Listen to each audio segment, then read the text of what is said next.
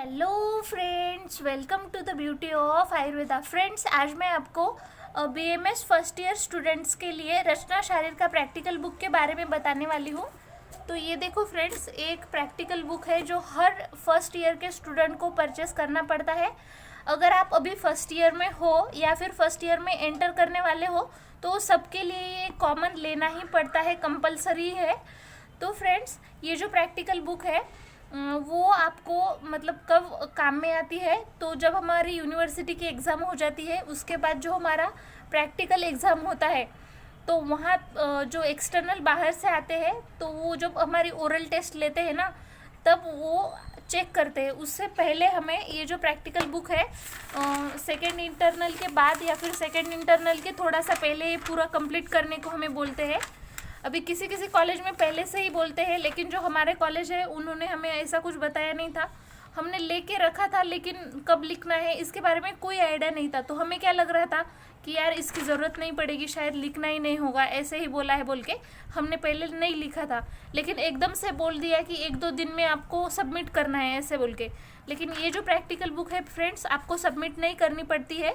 ये देखो फ्रेंड्स, जब मैंने ये पूरी प्रैक्टिकल बुक ऐसे कंप्लीट कर दी है, अप्रॉक्सीमेटली आप देख सकते हो इसमें 159 समथिंग पेजेस कंप्लीट कर दिए मैंने। हाँ, 159 तक, मतलब ये पूरा हमें लिखना पड़ता है। और फ्रेंड, हमें क्या हुआ था, हमने 3-4 दिन में पूरा कंप्लीट करना पड़ा था।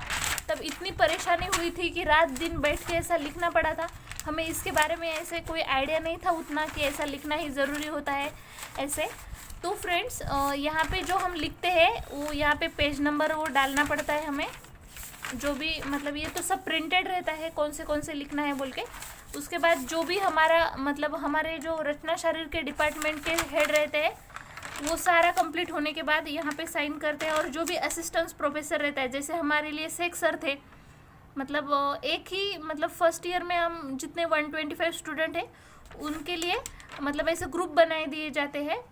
तो उनके लिए अलग अलग असिस्टेंट प्रोफेसर रहते हैं। तो वो होने के बाद उनकी यहाँ से साइन मिलती है और उनकी साइन करने के बाद ही बाद में हेड ऑफ़ द डिपार्टमेंट की सिग्नेचर हमें यहाँ पे मिल जाती है यहाँ पे। और ये जो सेकंड वाला जो पेज है यहाँ पे, और उनके स्टैम्प भी मिलते हैं फ्रेंड। लेकिन जब हमारी यूनिवर्सिटी की एग्ज़ाम होती है उस दिन हमें ये साथ में लेके जानी पड़ती है।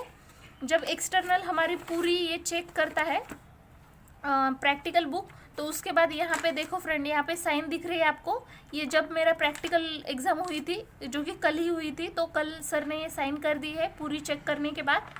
और सर ने पता है क्या फ्रेंड्स, मुझे एक बात बोला, जो भी मैंने ये ह्यूमरस की डायग्राम निकाली है ना फ्रेंड्स, तो सर ने बोला अभी तुमने यहाँ पे इतने सारे मसल्स लिख दिए हैं, सुप्रास्पाइनेटस, इंफ्रा, तो यहाँ पे हम कैसे पता करें कौन सी ओरिजिन है कौन सी इंसर्शन। बुक में तो हम रेड, ब्लू, ओरिजिन, इंसर्शन ये सब ऐसे पता चलता है हमें बुक में, क्योंकि वो डायग्राम ऐसे पूरी कलर्ड रहती है।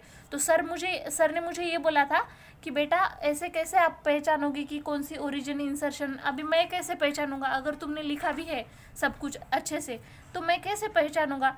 तो सर ने बोला था कि जितने भी डायग्राम है उसको आप कलर्ड में लिखो, ऐसा मतलब अच्छे से रिप्रेजेंट होता है वो।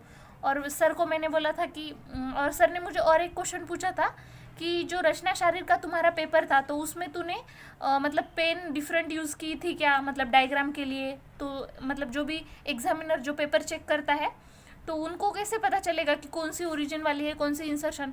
तो सर ने बोला था कि ऐसा कहीं पे रूल नहीं है कि एक ही पेन यूज़ करके जाओ।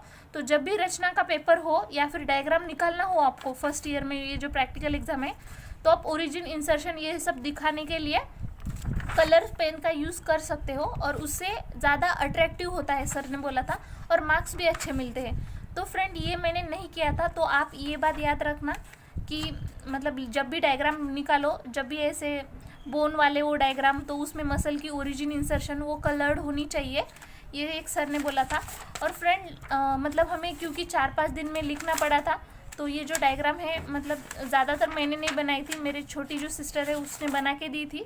लेकिन ये आपको करने की ज़रूरत नहीं पड़ेगी अगर आपने पहले से ही मतलब ये समझ लिया कि आपको ख़रीद के मतलब लिखना ही है, ऐसा अगर आपको पहले से ही पता होगा तो ऐसे आपकी परेशानी नहीं होगी।